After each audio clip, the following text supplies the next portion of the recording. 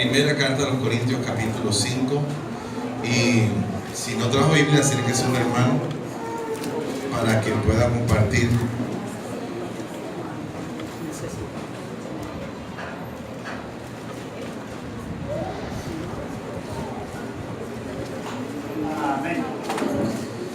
Leemos desde el capítulo número 5, versículo número 7.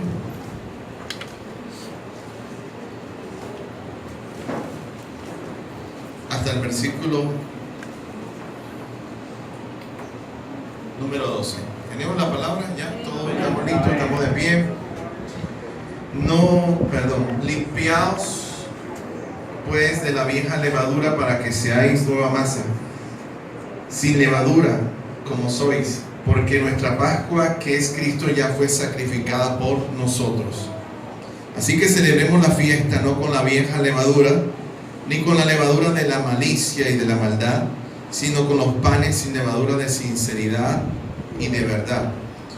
Os he escrito por carta que no juntéis con los fornicarios, no absolutamente con los fornicarios de este mundo, o con los ávaros, o con ladrones, o con los idólatras, pues en tal caso os sería necesario salir del mundo.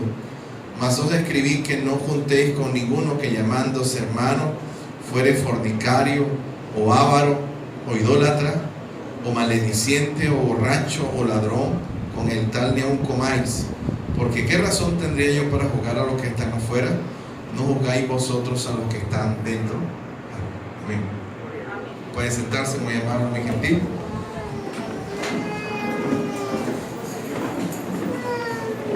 Esta semana ha sido una semana muy agitada. Creo que hubo dos eventos. Yo creo que la Semana Santa no fue tan importante, tan relevante esta semana como dos acontecimientos que fueron bastante trascendentes. El primero fue el lunes que se incendió la Catedral de Notre Dame allá en París. Un acontecimiento con tanta cobertura que en menos de 24 horas ya habían recogido alrededor de 1.000 millones de euros para la restauración. Las naciones enviaron cartas de condolencia, mensajes de condolencia, porque supuestamente la historia había sido afectada con el incendio de esta famosa catedral. Notre Dame, que es francés, traduce Nuestra Señora, en honor a la Virgen, este templo. Yo sé que algunos tienen redes sociales y algunos vieron las publicaciones o ven las publicaciones que yo hago por las redes sociales, pero quiero compartir con ustedes algunos de los, porque sé que algunos no tienen redes sociales, ¿verdad? Por lo menos mi papá no tiene redes sociales. Entonces quiero compartir con ustedes algunas imágenes de lo que se encuentra en lo que es la parte exterior del templo o de la iglesia de Notre Dame allá en París. Entonces, aquí hay algunos de los tantos elementos que decoran la parte exterior de Notre Dame. Miren, como pueden darse cuenta, muchas figuras, imágenes de lo que parece ser guardianes, le llaman dentro de la mitología, le llaman gárgolas. Y podemos ir pasando. Aquí hay como un alma que está siendo arrebatada por unos demonios. Sigamos. Este es otro de los guardianes. Esta es una típica gárgola que, como usted puede ver, está como vigilando desde lo que son las torres las cornisas de las torres. Aquí hay otras gárgolas. Sigamos.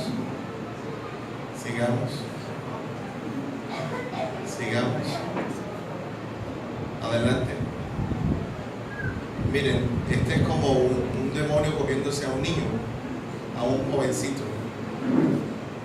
Este es otro de los. Sigamos. Mire, aquí como usted puede darse cuenta, es como la figura de una bruja, ¿verdad? Está ahí como escondida a la entrada de... Sigamos adelante, sigamos. Esto está en el texto. Esto me llamó la atención porque, como puede darse cuenta, parece una serpiente. Y la palabra de Dios dice en Apocalipsis que la serpiente antigua es el diablo, Satanás, ¿verdad? Sigamos y terminemos con este. Mire, no tiene ninguna explicación. Yo creo que usted lo puede ver que es un demonio y está sobre unas calaveras, ¿sí? Entonces, como puede darse cuenta, es una iglesia que prácticamente es un templo a los demonios. Tiene prácticamente todo el exterior, todo lo que es la parte de afuera, la tiene cubierta de todo este tipo de imágenes.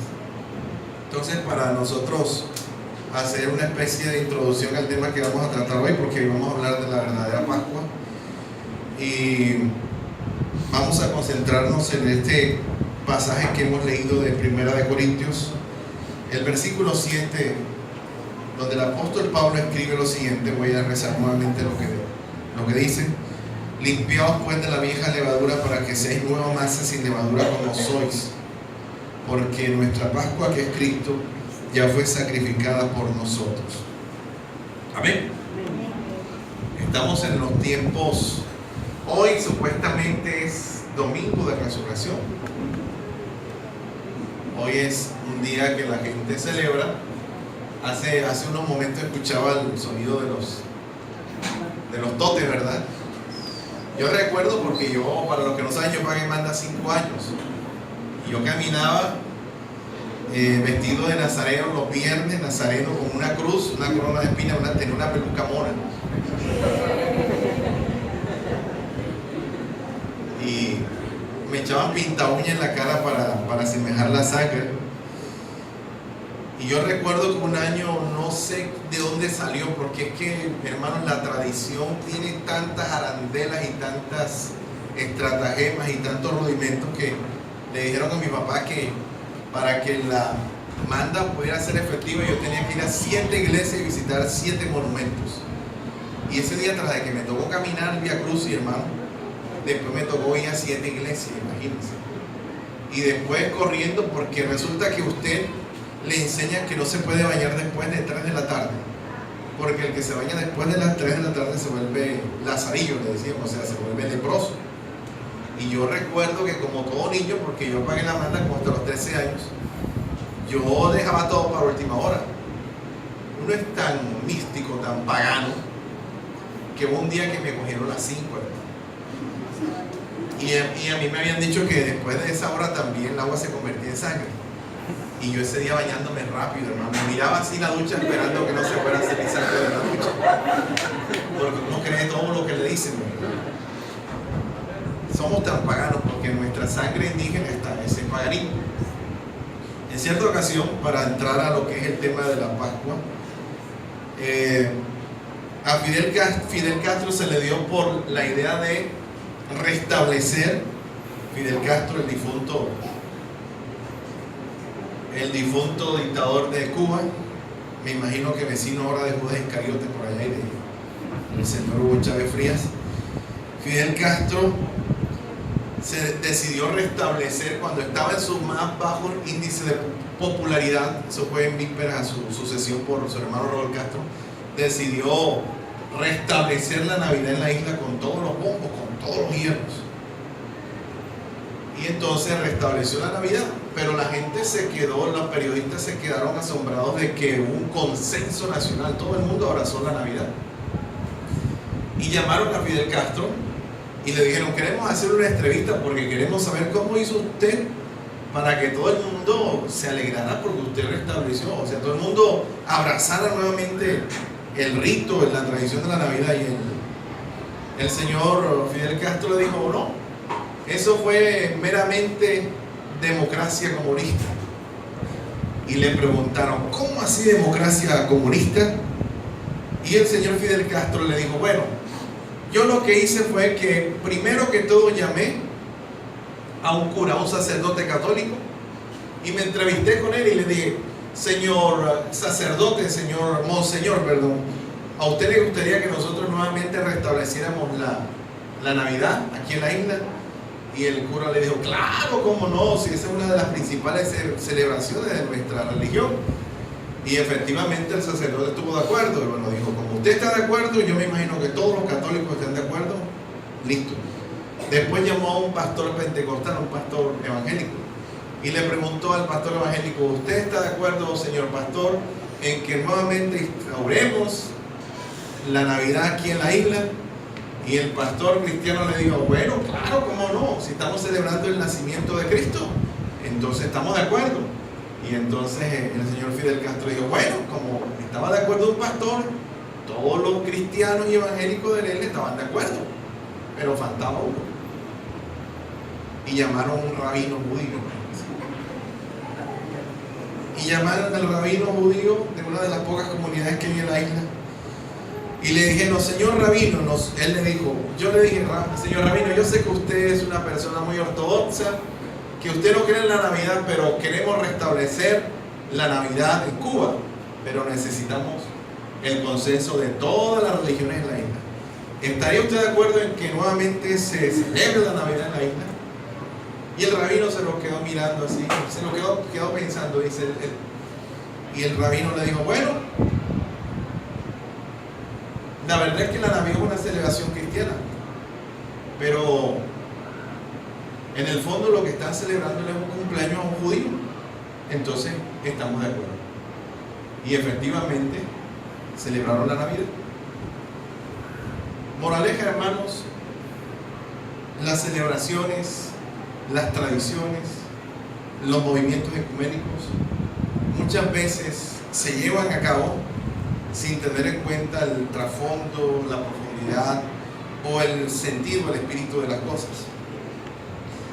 Y de esa forma Fidel Castro logró que los judíos avanzaran nuevamente la Navidad a través de decirles que iban a celebrar un cumpleaños a un judío.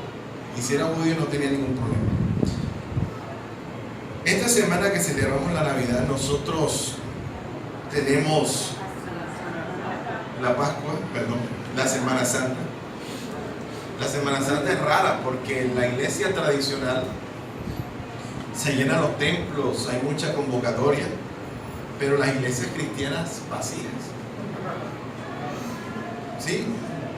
La verdad es que uno se pone a inventar y que campaña, que sermón de las 7 palabras.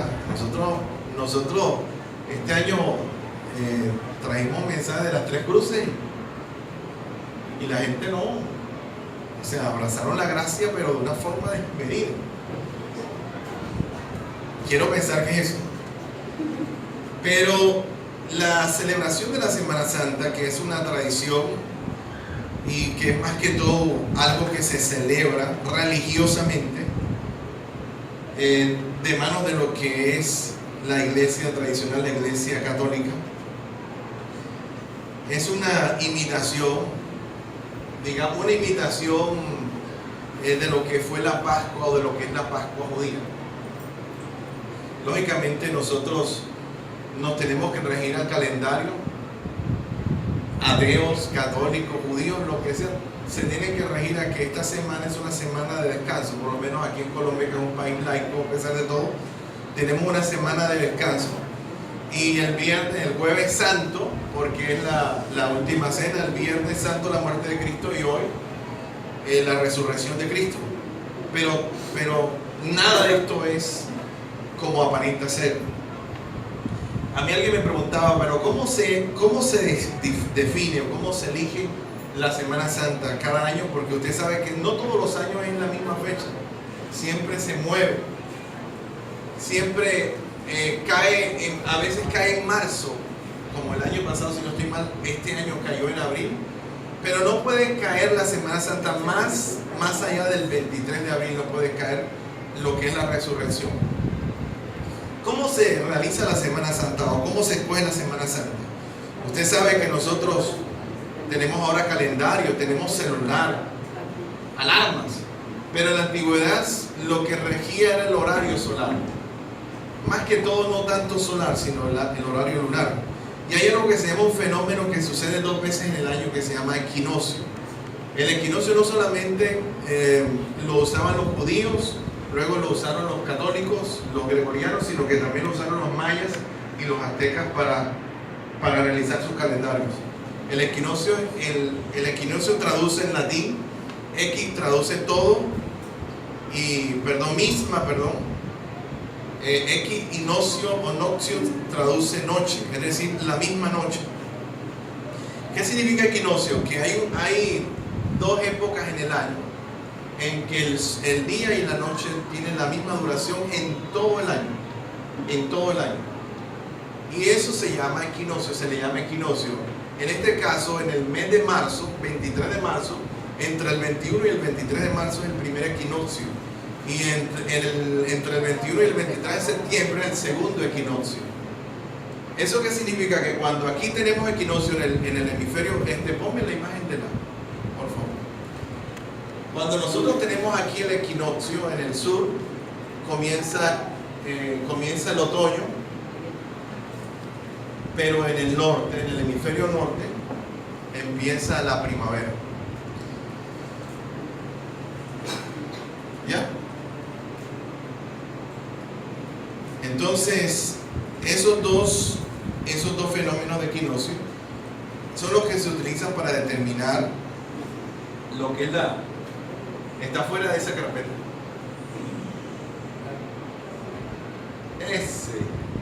Esto es lo que es el equinoccio, cuando el sol queda en el punto más alto del ecuador, o sea, queda paralelo al ecuador, y como puede darse cuenta usted, miren, la noche es plena y el día también es pleno, o sea, queda perfectamente alineado, y la noche tiene la misma duración y el día tiene la misma duración en todo el mundo.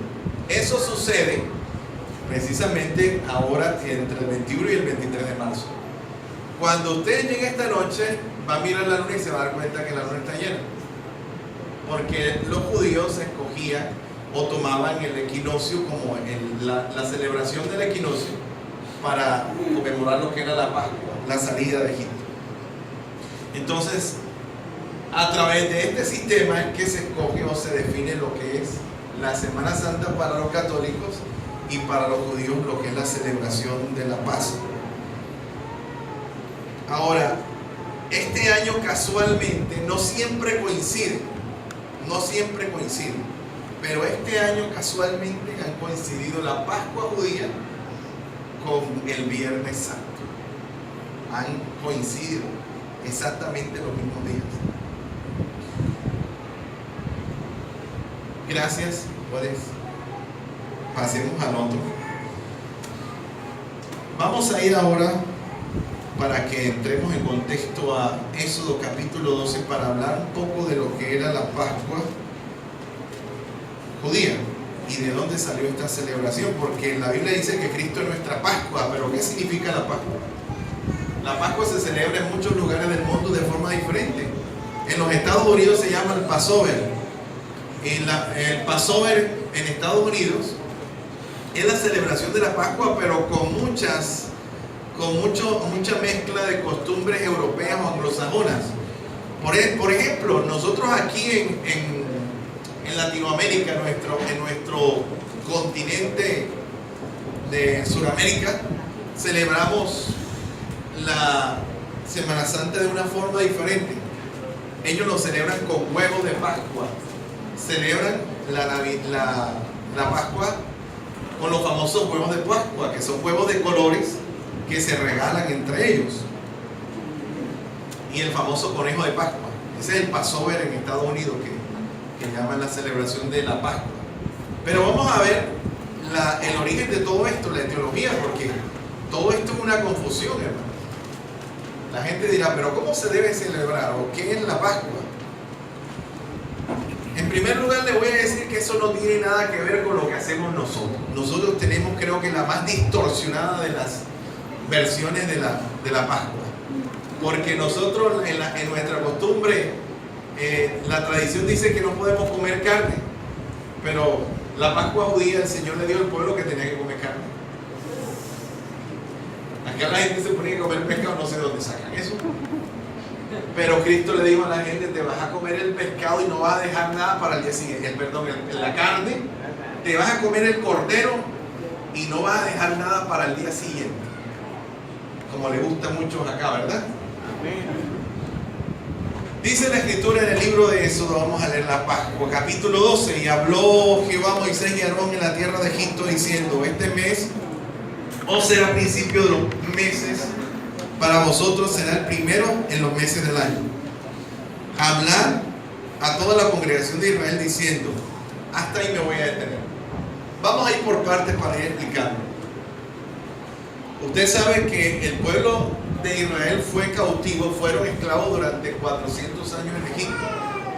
Tuvieron que ser sometidos a toda clase de vejámenes, a toda clase de torturas. Fueron inclusive esclavizados y sometidos a lo que era en ese tiempo el imperio más poderoso del mundo, que fue el imperio egipcio.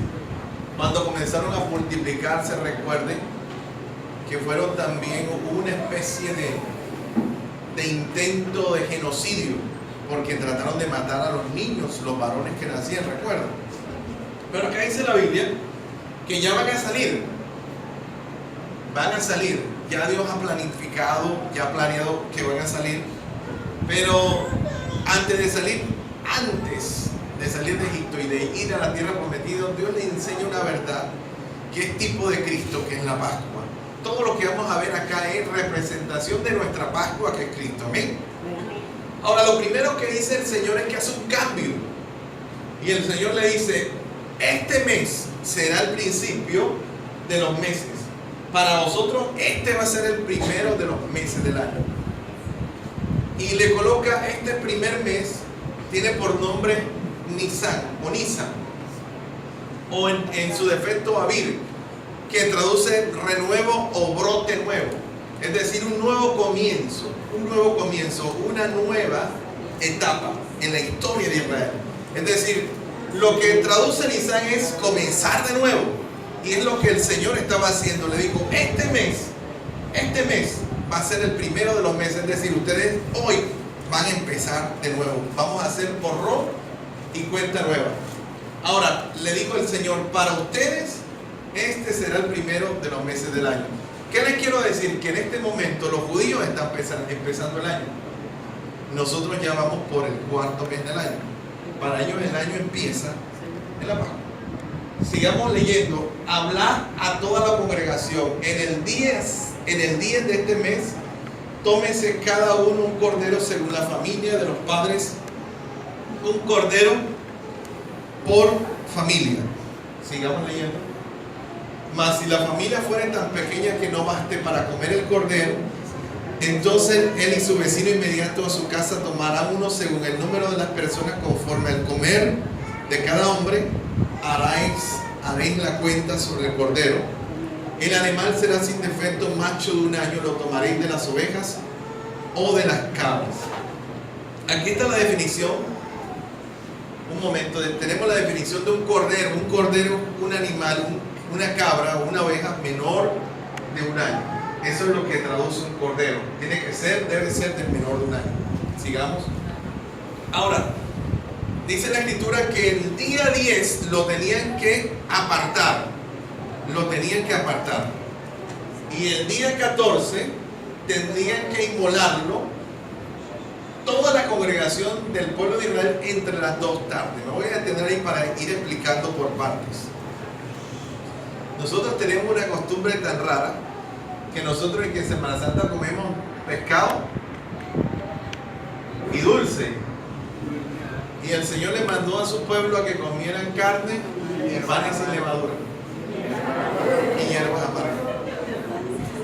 Estamos como un poquito fuera de lugar, ¿verdad? ¿Dónde nos perdimos?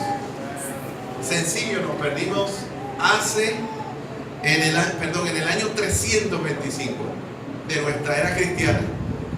El señor Constantino proclamó un famoso concilio que se llamó el Concilio de Nicea en 325, y el señor Constantino dijo: nosotros no vamos a hacer más la Pascua con los judíos, Ya no vamos a hacer más, nosotros le vamos a poner Semana Santa y nosotros vamos a hacer esto, y cambió totalmente la estructura de la celebración de la Pascua. Y a partir de ahí, nuestra, digamos, las raíces, la identidad del judaísmo, de la celebración de la Pascua cambió y se trastocó hasta donde hemos llegado ahora. Mire, las personas en la celebración de la Semana Santa deciden hacer lo que llamamos nosotros peregrinaciones a lugares santos. Aquí en Barranquilla, en el Atlántico, está Santo Tomás, donde están los famosos flagelantes. En las Filipinas la gente se crucifica. En Monserrate tienen que hacer pico y placa con la cédula porque no cabe la gente que decide subir al cerro de Monserrate. ¿Dónde nos perdimos? Nos perdimos precisamente en ese cambio, en esa reestructuración que hizo el señor Constantino en el 325 a.C. Acá dice la Biblia que el día 10 tú tenías que sacar un cordero, y el día 10 el cordero era separado,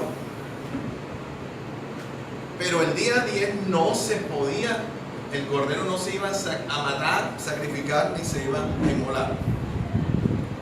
La Biblia dice que el día que debía inmolarse y que debía comerse era el día 14. Le voy a explicar esto de esta forma. La Semana Santa nuestra empieza, estoy hablando a nivel de naciones, no mía no, pero la de nuestras naciones acá, latinas, sudamericanas, empieza ¿cuándo? No, el Domingo de Ramos. La Pascua, o la celebración de la Pascua de los judíos, empieza el día 14. Es decir, ¿cuándo empieza? Realmente la Pascua para los judíos empieza el jueves. ¿Estamos aquí, hermanos? Cuando de pronto me esté enredando, me dice para que aclaremos algo. La Semana Santa, voy a utilizar la palabra Semana Santa, pero para los judíos no es Semana Santa, se llama Pesaj. Y Pesaj empieza con la Pascua y sigue con la celebración de los panes sin levadura, que son 7 días.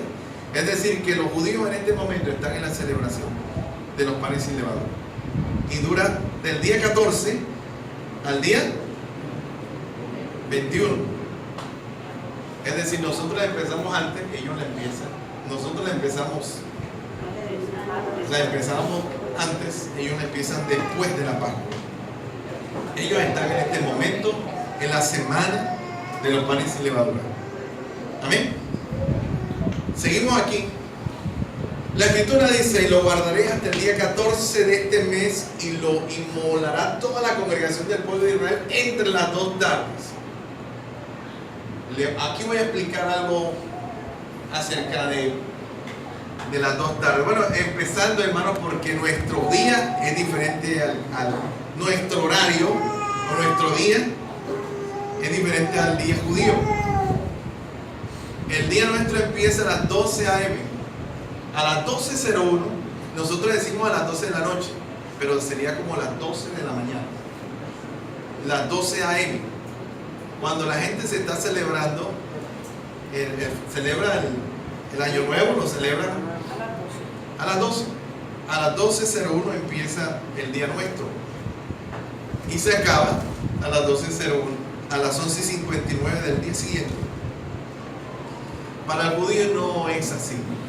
El día judío empieza al anochecer, a las 6 de la tarde, y termina a las 6 de la tarde del día siguiente. Es totalmente diferente. Por eso cuando dice las medias tardes, la media tarde es porque la mañana, el día judío empieza realmente la mañana, digamos la mañana, el día empieza a las 6 de la tarde. Es decir, nosotros hoy, nuestro día se acaba a las 11:59 de la noche, digamos así. El día judío se acaba hoy a las 5:59 de la tarde. A las 6 empieza otro día para ellos. ¿Qué sucede, hermanos? Para el judío, la mañana empezaba a las 6 de la mañana y terminaba a las 12 del mediodía. Y la tarde empezaba a las 12 del mediodía y terminaba a las 6 de la tarde, que era cuando empezaba el otro día. ¿Cuál es la media tarde? Las 3. Entre las 2 media tarde. La mitad entre las 2 y las 6 son 3 horas. A esa hora tenía que sacrificarse. ¿Qué se sacrificaba en la media tarde, entre las 2 media tarde? ¿El qué? ¿El qué, hermano? Aquí, hermano, parece que nada más. Eso es lo malo de estar comiendo dulce.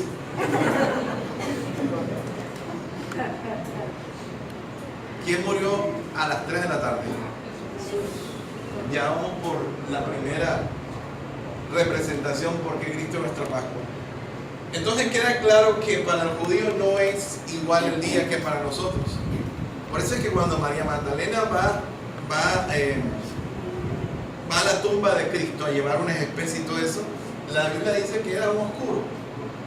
Porque nosotros tenemos la mañana como madrugar para nosotros las 5 de la mañana, ¿verdad?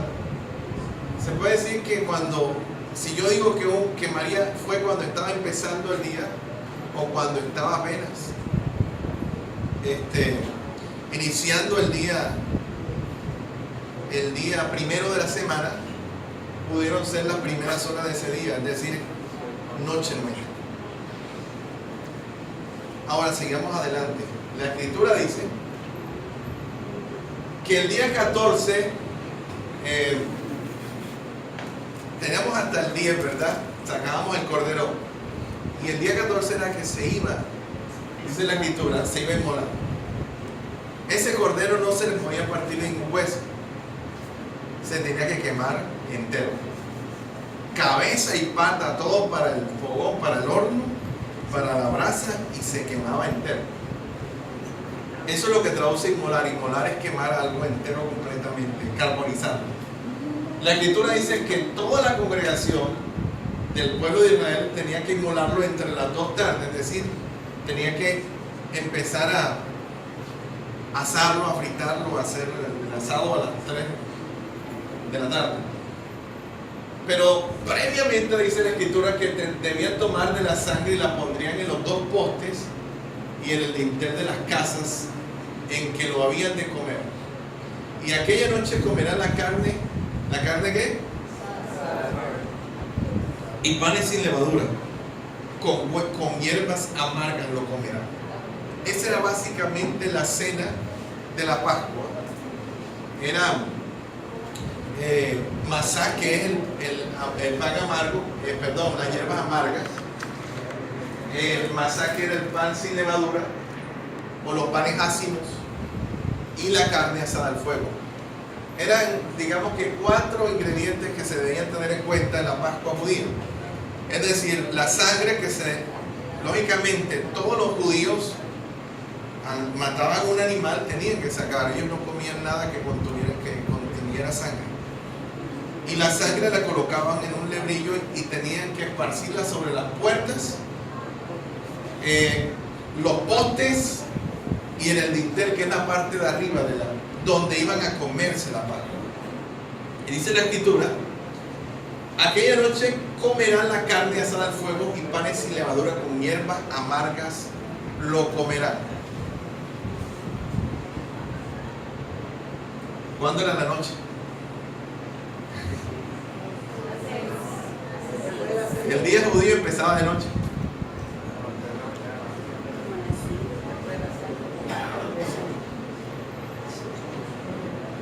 Seguimos adelante. Y aquella noche comerán la carne asada, los panes, devuélvete por favor, Emilio. Los panes sin levadura, que eran los panes ácimos, con hierbas amargas lo comerán. No solamente tenían que comerlo, sino que el judío tenía que deshacerse de todo lo que tenía levadura en la casa. Es más, los judíos de hoy en día, cuando llega el momento del Pesaj, que es la Pascua, ellos, todos los utensilios de cocina, todos los utensilios en los que han de pronto preparado algo y después tener un residuo de levadura lo botan y compran utensilios nuevos porque para ellos es fundamental. Dios le dijo que no debía tener nada de levadura en su casa. Y dura una semana comiendo panes ácimos, panes sin levadura. Sigamos adelante. Ninguna cosa comeréis de él cruda, ni cocida en agua, sino como asada al fuego. Su cabeza con sus pies y con sus entrañas. Es decir, que todito completo. Todito completo. Pero no podían sajarlo, no podían hacer ninguna especie de partir, no podían, o sea, tenían que quemarlo. Por eso es que la Escritura dice que ningún hueso de Cristo, el profeta dijo que no podía ser quebrado. La Escritura dice que cuando fueron a pedir el cuerpo de Cristo para sepultarlo, las autoridades se sorprendieron que hubiera muerto tan rápido, porque llegaron donde los otros presos, usted sabe, los dos la malhechores, y partieron sus piernas porque estaban vivos. Pero cuando llegaron donde Cristo se dieron cuenta que había muerto, para que se cumpliese lo dicho por el profeta de que ninguno de sus huesos se había partido. Es decir, Cristo fue inmolado, como dice, en cabeza a pies completamente en la cruz del Calvario. Amén.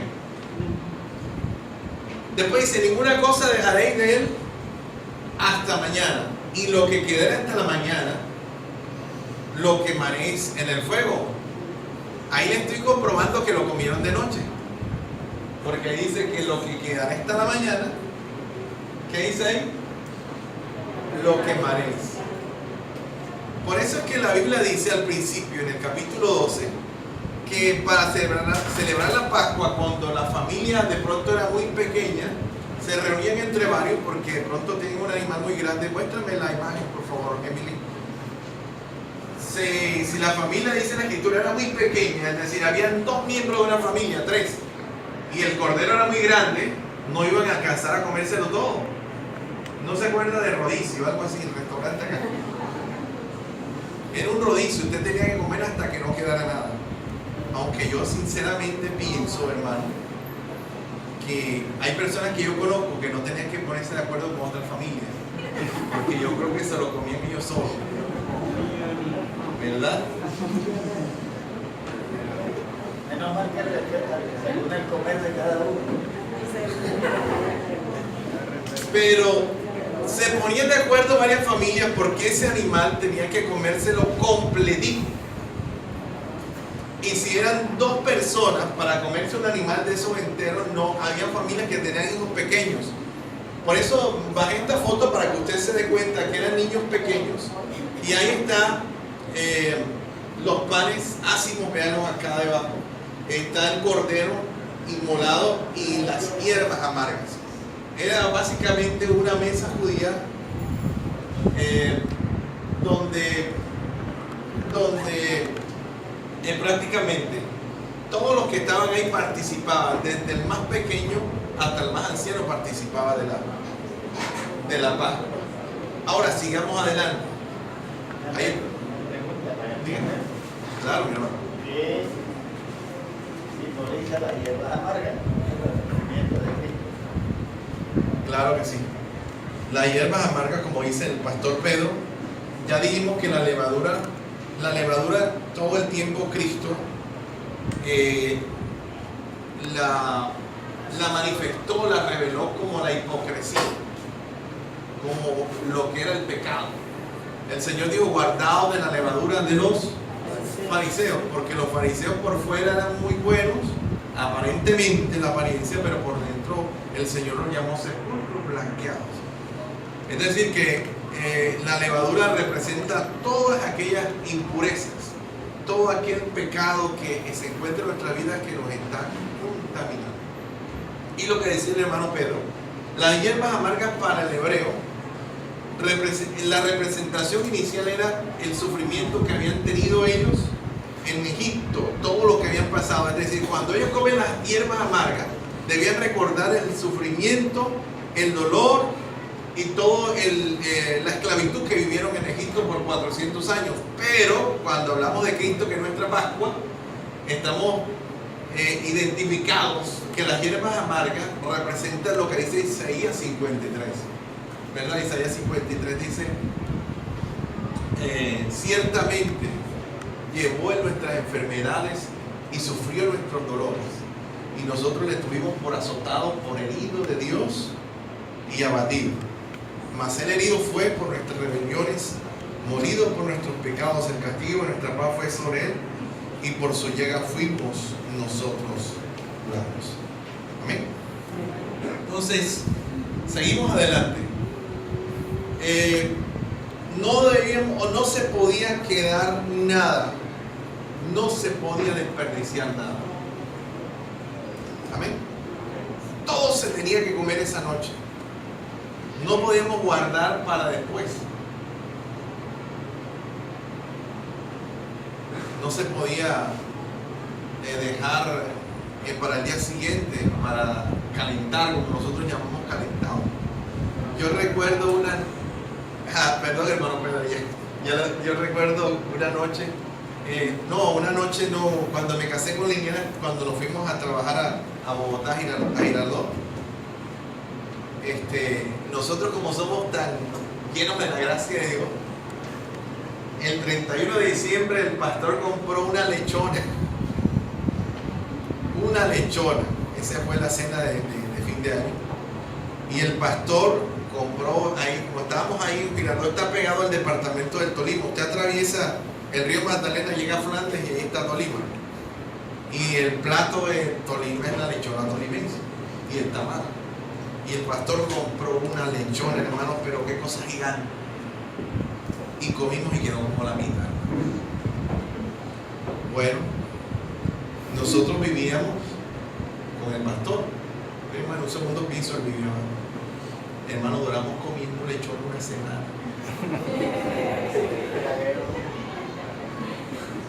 El pastor me decía, oigan, por ahí tengo un poquito de lechón, hermano, no quiero un poquito. Al día siguiente ya se acabó la lechona. Duramos toda la semana comiendo lechón. El Señor, al igual que el maná, recuerda que el maná no se podía guardar. Usted tenía que comérselo todo, porque si usted lo guardaba para el día siguiente, amanecía lleno de gusanos. Mano Pedro. Bueno, para recordarle que a veces nos gusta masticar las tortillitas suavecitas, no se podía, porque ese era símbolo de Cristo, donde no se podía triturar ningún hueso de pienso acá, porque no lo dice la Biblia. Amén, no claro. Ningún hueso. Es correcto, sí, porque la profecía decía eso, que ningún hueso sería quebrado. Es decir, que la gente tenía que comerse la carne básicamente, no como hacemos nosotros, que dejamos los huesos pelados, ¿verdad? Dejamos los huesitos. Yo creo que los perros, por eso es que le hicieron los alimentos, el alimento concentrado, porque ya los perros en esta época. Entonces, como decía nuestro hermano Pedro, no podía partirse ningún hueso. Mire que la tradición nuestra es diferente. Yo recuerdo que decían que uno no podía trabajar, y que yo era bastante pagano, ¿verdad? Ahora que estoy así analizando, yo, Dios mío, tenemos tantas cosas en la cabeza. Decían que uno no podía jugar fútbol porque cuando uno pateaba la bola le pegaba a Cristo. Entonces mi mamá decía que no pateara la bola y yo la pateaba. Pero también, como dijeron que uno no podía ni pelear tampoco. Es más, en esos días yo recuerdo, porque mi abuelo, como buen santanderiano, mi abuelo tenía una tienda, tenía una cantina. Y en esos días no se ponía música movida, sino pura música bolero, esa música triste, esa música de cortarse la vena. Porque yo creo que como que esa música era de Pascua. Yo recuerdo un día que me iban a pegar, porque yo hacía maldad hasta Semana Santa. Pero yo recuerdo que le dije a mi mamá, si me pegan, le pegas a Cristo.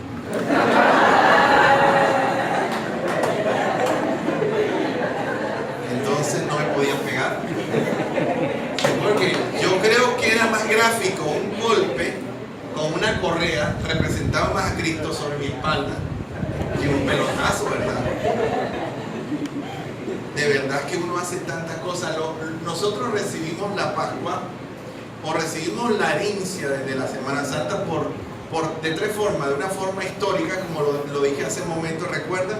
Histórica fue a través del Concilio de Nicea en el 325, el Concilio Ecuménico de Nicea, que estableció el señor Constantino, el emperador.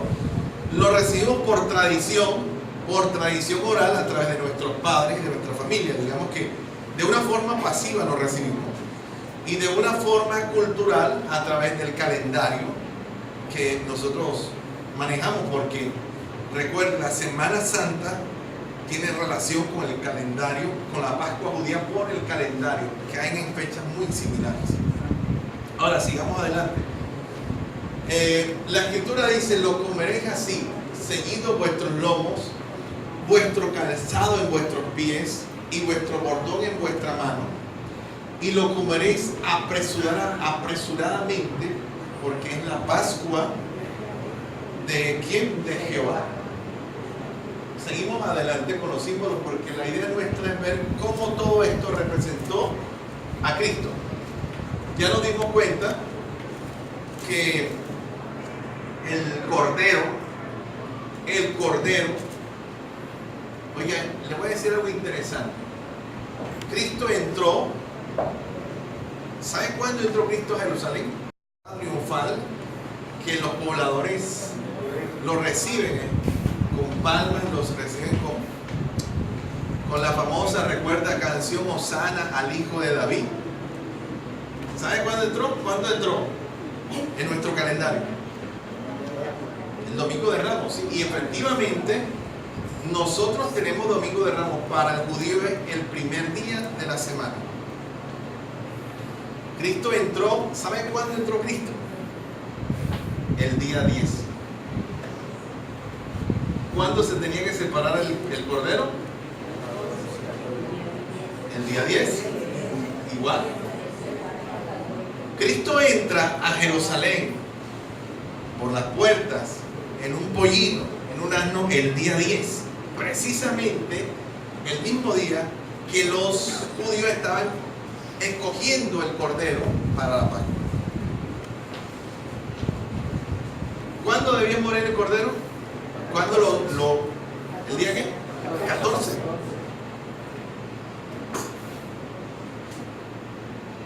Ese mismo día que ellos celebraron la Pascua, ese mismo día Cristo fue ofrecido como sacrificio. Miren la similitud. Es más, el padre de familia, escuche esto, antes de sacrificar, de sacrificar, no puedo decir sacrificar, antes de inmolar el cordero, tenía que enseñárselo al sacerdote. Debía mostrarlo, o sea, el sacerdote tenía que darle el visto bueno. Cuando los judíos estaban llevando al templo al sacerdote para que le diera el visto bueno, de que no había defecto, que no tenía ningún problema físico, que no era tuerto, que no tenía... En ese momento, el sumo sacerdote Caifás estaba interrogando al cordero llamado Cristo. Tremendo, ¿verdad? Impresionante cómo la Biblia se cumplió al pie de la letra. Todo iba sincronizado. Todo iba sincronizado. Y vamos a seguir adelante. La Escritura dice que la Pascua se debía comer ceñido en nuestros lomos, es decir, bien cambiaditos. Listo para. Cuando la gente se va a salir a la calle, cuando uno ve que alguien se está cambiando y está bien empeluchadito, uno dice, le pregunto, ¿no vas a salir? El judío tenía que comerse la Pascua con su mejor vestido y preparado como si fuera de viaje. Dice la Biblia, con el bordón en vuestra mano. Y dice algo interesante: la comeréis apresuradamente. ¿Sabe por qué tenía que comerla apresuradamente? Aquí hay muchos símbolos que nosotros debemos tener en cuenta. Lo de la levadura era tan delicado que el pan sin levadura, el pan tenía que comerse después que se hacía, antes de 3 horas. Antes de 3 horas, para que el pan fuera totalmente ácido, no tuviera nada de fermentado. Por eso tenía que comerlo rápido, apresuradamente. También tiene otro símbolo, y es que la relación que nosotros tenemos como iglesia con el pueblo judío, porque nosotros somos el Israel espiritual, ¿verdad? Somos el olivo que fue injertado, ¿verdad? La relación precisamente termina con, la Biblia termina con esa misma afirmación, ¿verdad? ¿Cómo termina el libro sagrado? Ciertamente vengo en breve. Amén, sí ven, Señor. Una expresión de apresuramiento. Y aquí yo vengo pronto. Retén lo que tienes para que nadie quite tu corazón. Es decir, el mensaje de Cristo es: arrepentidos y convertidos, porque el reino de los cielos se ha acercado. Es decir, que el mensaje de Cristo era un mensaje de apresuramiento, de apresurarnos, de aprovechar. El apóstol Pablo dice de aprovechar bien el tiempo, porque los días son malos.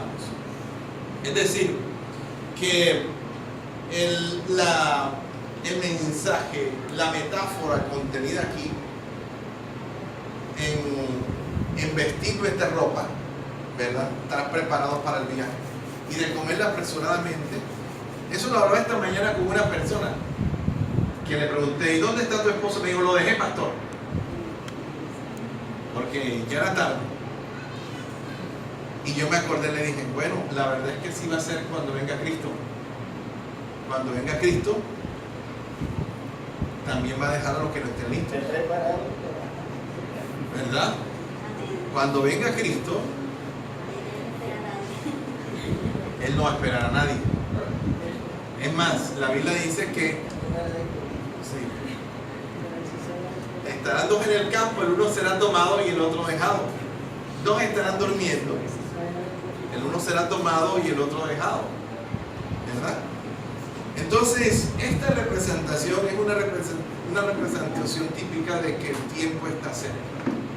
De que si en el tiempo de los apóstoles, de los padres de la iglesia, ellos estaban convencidos de que la venida de Cristo estaba a la puerta, ¿cuánto más en este tiempo, hermanos? Debemos estar como los judíos, ceñidos nuestros lomos con el bordón en la mano, y dice la Escritura, y comer apresuradamente. Es decir, vivir una vida, ¿verdad? No una vida desobligante, no una vida, como decimos nosotros, achantada, esperando, pensando que el tiempo está lejos. Martín Lutero dijo que debíamos vivir todos nuestros días, que debíamos de vivir como si Cristo viniera hoy mismo. Perdón, debíamos orar como si Cristo viniera hoy mismo, y trabajarle como si tardara en venir.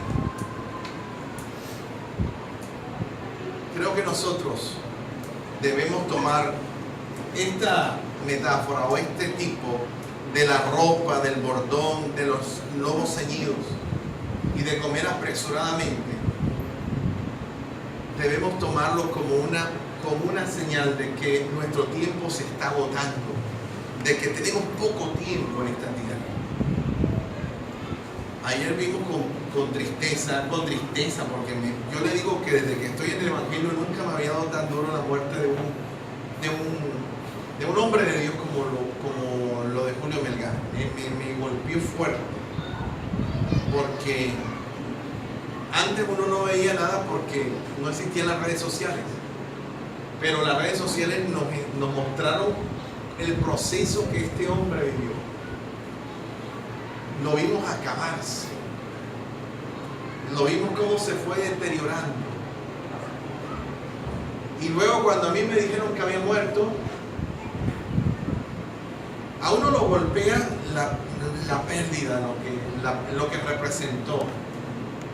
Pero yo creo que nos dejó un legado muy bonito.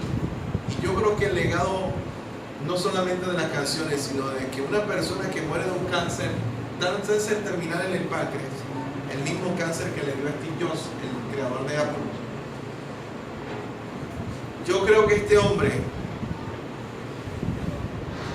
a pesar de que muchas personas que le rodean querían o creían y oraban para que Dios lo sanara, este hombre dijo que la voluntad de Dios no se debía debatir jamás, que la voluntad de Dios solamente se pudiera aceptar. Eso lo aprendí, hermanos. Lo escuché entre todas las cosas que él dijo en su proceso. Yo escuché eso y nunca se me ha olvidado. La voluntad de Dios jamás se debate ni se censura. Simplemente se acepta. Y ya. Amén. Amén, hermanos. Amén. Eso es lo que hace un hombre, un hijo de Dios. Sigamos adelante. Dice la escritura: y lo comeréis apresuradamente, es la Pascua de Jehová. Pues yo pasaré aquella noche,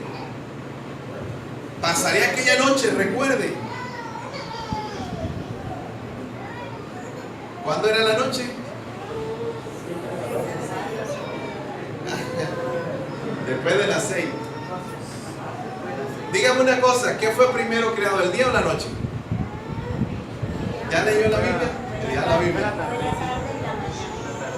La tarde fue primero. Primero existió la noche que el día. Léalo ahí en la Biblia. No lo estoy diciendo yo. Dios primero, Dios hizo el día empezando por la tarde. Lo que pasa es que leemos así de carrera a veces. Acá dice la escritura: pues yo pasaré aquella noche por la tierra de Egipto y heriré a todo primogénito en la tierra de Egipto, así de los hombres como de las bestias, y ejecutaré mi juicio en todos los dioses de Egipto, yo Jehová. Sigamos adelante. Y la sangre os será por señal en la casa donde vosotros estéis, y veré la sangre, y pasaré de vosotros, y no habrá en vosotros plaga de mortandad cuando hiera la tierra de Egipto. Con esto terminamos hoy. Y con esto terminó el periplo del pueblo de Israel en Egipto. La esclavitud que le fue profetizada a Abraham. Porque Dios le dijo a Abraham que su nación iba a ser llevada cautiva, iba a estar esclava en Egipto durante 400 años. Se lo dijo a Abraham. La escritura dice que por último la sangre de aquel cordero que ellos se iban a comer todito, el cordero asado, esa sangre tenía que ser colocada en los marcos de la puerta como una señal de preservación, iglesia, porque ese día iba a pasar el ángel, dice la escritura, de la muerte. Y el ángel de la muerte iba a pasar por todo el territorio egipcio. Y donde él no viera la señal de la sangre, iba a cobrarse o a reclamar la vida del hijo mayor o del primogénito. Y la Biblia no dice solamente que de hombres, sino de animales también. Y efectivamente, eso sucedió. Pero la escritura muestra esta palabra hermosa: y veré la sangre y pasaré de vosotros. ¿Sabe qué significa la Pascua? ¿Sabe qué significa Pascua? Pascua viene del hebreo Pesaj, termina en J. ¿Y sabe qué significa Pesaj o Pascua? Pasar de largo o pasar por alto. Eso tiene dos implicaciones muy bonitas. La primera es que se llama Pascua porque pasaba de largo. El ángel veía la sangre y pasaba. No se detenía en esa casa a cobrar la vida del primogénito, sino que pasaba de largo. Pero también la otra, que es pasar por alto. ¿Usted qué cree que significa para mí, por ejemplo, como ser humano? Una ofensa. que Dios me perdonó, que perdonó mis pecados, los pasó. Le dijo Pablo a los atenienses, Dios había propagado por darlo el tiempo de la ignorancia. Amén, hermano. Dios pasó por alto. ¿Cuántos pecados le ha perdonado el Señor a usted? ¿Tiene la lista? Yo creo que nosotros no podemos tener ni siquiera una lista, hermano, en una libreta, no podemos contar. Yo creo que así como el Señor le dijo a Abraham que lo sacó y le mostró las estrellas en el cielo, yo creo que nosotros, nuestros pecados así también eran como las estrellas en el cielo, ¿verdad? No se podían contar. Pero la señal de la sangre, hermanos, es un símbolo hermoso de que Cristo pasó por alto nuestros pecados. Nosotros, dice el escritor sagrado, dice que en otro tiempo éramos enemigos de Dios. Y no enemigos porque yo dijera abiertamente que odiaba a Dios o no quería en Él. Enemigos porque yo había pecado contra Él. Porque mi pecado me separaba del Señor. Pero esto es tipo de lo que hizo Cristo por nosotros. Porque ya nosotros no debemos, escúchenme, no necesitamos echar sangre en los dinteles de las puertas, ni en los postes tampoco. Ese cuento de que la gente eche que aceite y que agua en las casas, cristianos echando y que aceite en las casas y agua, ¿eso qué? Brujería lo que están haciendo ahí. Yo no necesito echar nada.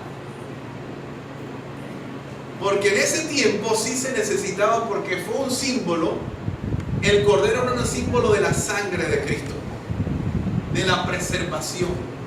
La escritura dice: por cuanto los hijos participaron de carne y sangre, Él también participó de carne y sangre, para vencer por medio de la muerte al que tenía el imperio de la muerte, esto es, al diablo. Cristo con su sangre, venció tres cosas que nos tenían a nosotros cautivos, que eran la muerte, la enfermedad y la ruina. Ahora la escritura dice: cuando yo vea la sangre y pasaré de vosotros, y no habrá de vosotros plaga de mortandad cuando hiera la tierra de Egipto. El apóstol en 1 de Juan dice: si permanecemos en comunión los unos con los otros, dice, la sangre de Jesucristo nos limpia de todo pecado. Amén, iglesia. La sangre de Jesús nos limpia de todo pecado. Eso representa esa sangre derramada. Cristo mientras ellos la rociaron en los postes, mientras ellos la rociaron sobre los dinteles de las puertas, Cristo la roció sobre un madero, para que nosotros pudiéramos tener la salvación y la vida eterna. Amén. Ahora dice la escritura, para terminar, iglesia, este día, os será en memoria, y lo celebraréis como fiesta solemne para Jehová durante vuestras generaciones. Por estatuto perpetuo lo celebraréis. Gloria a Dios. ¿Hay alguien que pueda decir gloria a Dios? Gloria a Dios. Por estatuto perpetuo, por estatuto, dice la escritura, lo celebraréis.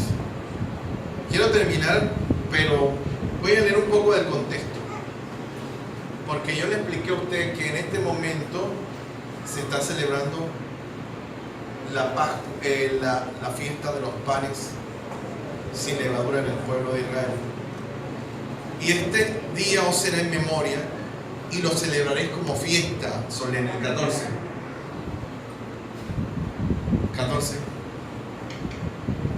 15, de 14 en adelante. 7 días comeréis panes sin levadura, y así el primer día haréis que no haya levadura en vuestras casas. Porque cualquiera que comiere leudado desde el primer día hasta el séptimo será cortado de Israel. El primer día además habrá santa convocación, y asimismo en el séptimo día tendréis una santa convocación, ninguna obra se hará en ellos. excepto solamente que preparéis lo que cada cual haya de comer. Y guardaréis la fiesta de los panes sin levadura, porque en este mismo día saqué vuestras huestes de la tierra de Egipto.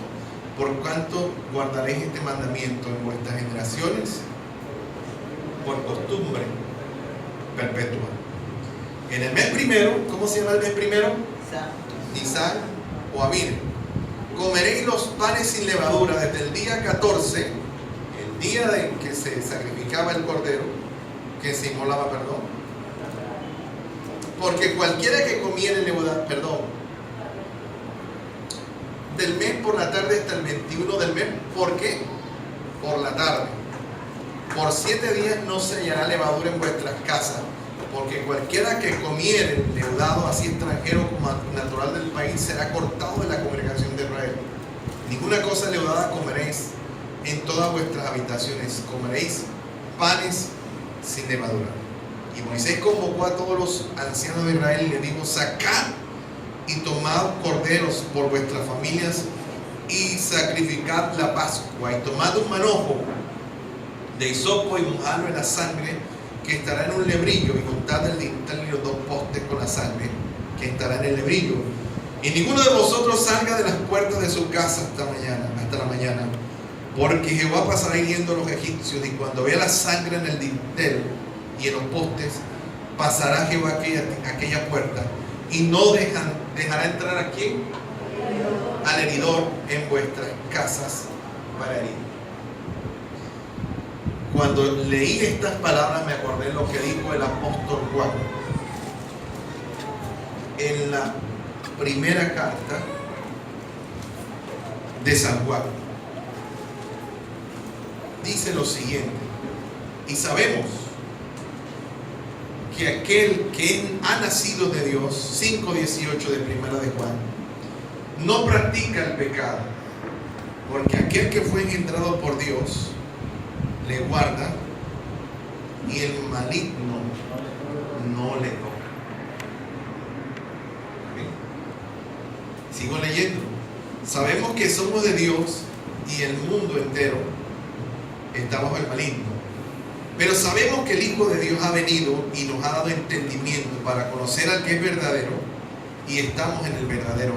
Es su Hijo Jesucristo, y este es el verdadero Dios y la vida eterna. Amén. Y sabemos que el que ha nacido de Dios no practica el pecado. Así dice, ¿verdad? Pues aquel que fue engendrado por Dios le guarda, y el maligno no le puede tocar. La conclusión en esta mañana es que si Cristo es nuestra Pascua, debemos vivir, debemos andar como Él lo hizo, como Él anduvo, como Él lo cumplió. Amén, iglesia. Recordemos los símbolos, la sangre, recordemos el cordero inmolado, recordemos los panes sin levadura, y recordemos las hierbas amargas. Todo este conjunto que traducía la Pascua fue cumplido y fue llevado a cabo por Cristo en la cruz del Calvario. Amén. Así que estamos hoy estamos llamados a vivir en esa Pascua que es Jesucristo, a vivir en ese sacrificio perfecto que Él llevó a cabo por nosotros. Vamos a darle gracias a Dios, vamos a estar de pie, hermanos amados. Creo que es importante que nosotros conozcamos y leamos. Hermano, conmigo como conversa, parece que no fuera nada. La Biblia dice que prohibirán de participar de alimentos que Dios creó. El enemigo ha cambiado prácticamente la carne por el pescado, las hierbas amargas por los dulces, las conservas. Todo así como parece que no tuvieran importancia. Amén. Sí, porque hermanos, yo creo que si nosotros estamos siguiendo a un judío, ¿no es así? Nuestro Salvador fue un carpintero judío. Dios hecho hombre, no un carpintero judío. Estamos siguiendo un libro totalmente judío. Y los que escribieron estos libros también fueron judíos. Pero nosotros no lo leemos. Nosotros seguimos las tradiciones de hombres. Así que hay que volvernos más a la escritura. Ahora, si no le digo que Cristo no murió el viernes, ¿usted qué diría? Cristo no murió el viernes. Saque la cuenta. Resucitó al tercer día. ¿Ah? Resucitó al tercer día. Un día de reposo que fue de descanso y luego viene la resurrección el viernes.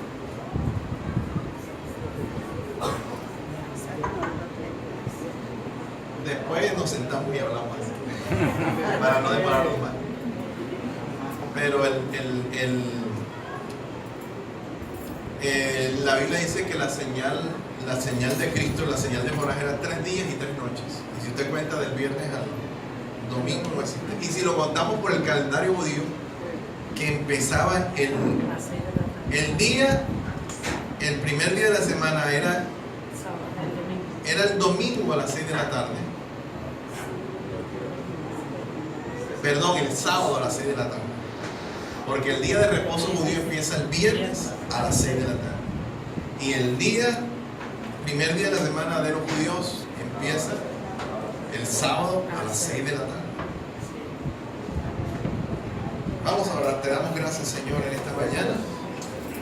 Oramos en el nombre de Jesús porque tú, Señor, nos diste este privilegio de vivir en este tiempo. Señor, fue un privilegio, me imagino que para tus hijos allá hace, Señor, más de 2000 años, ver cómo tú los sacaste con mano fuerte, celebrar la Pascua con el cordero, con las hierbas amargas, con el pan ácimo, con, Señor, el cordero inmolado, Señor. Pero es un privilegio porque hoy nosotros podemos, Señor, y no necesitamos de hacer todos esos rudimentos porque Cristo es nuestra Pascua. Y Cristo todo lo cumplió y todo lo pagó en la cruz del Calvario por nosotros. Te damos gracias porque hoy lo que nosotros necesitamos es abrir nuestro corazón para que el Hijo de Dios viva en nosotros, para que el Hijo de Dios perdone nuestros pecados. Por eso, porque eres nuestra Pascua, porque tú has pasado por alto los tiempos de nuestra ignorancia, pasaste por alto nuestros pecados, no tuviste en cuenta nuestras rebeliones, sino que derramaste tu gracia, Jesús, y nos has lavado con tu sangre para que seamos hijos del Dios Altísimo. Eres nuestra Pascua, Cristo. Y hoy, Señor, celebramos precisamente, Dios, junto a todos los que en el mundo están celebrando la Pascua, hoy nosotros también queremos agradecerte, Dios, porque un día como hoy, Señor, tú entregaste tu vida en un madero y derramaste tu sangre, Dios, para darnos la salvación y la vida eterna. Señor, te damos gracias en esta mañana. Mientras usted ora, yo quiero invitar a todos los que no han recibido esa Pascua a Cristo en su corazón para que hagan una oración conmigo. Señor Jesús, ore conmigo si usted no ha recibido a Cristo. ¿Cuántos en esta mañana lo quieren recibir? Levánteme su manito donde estén.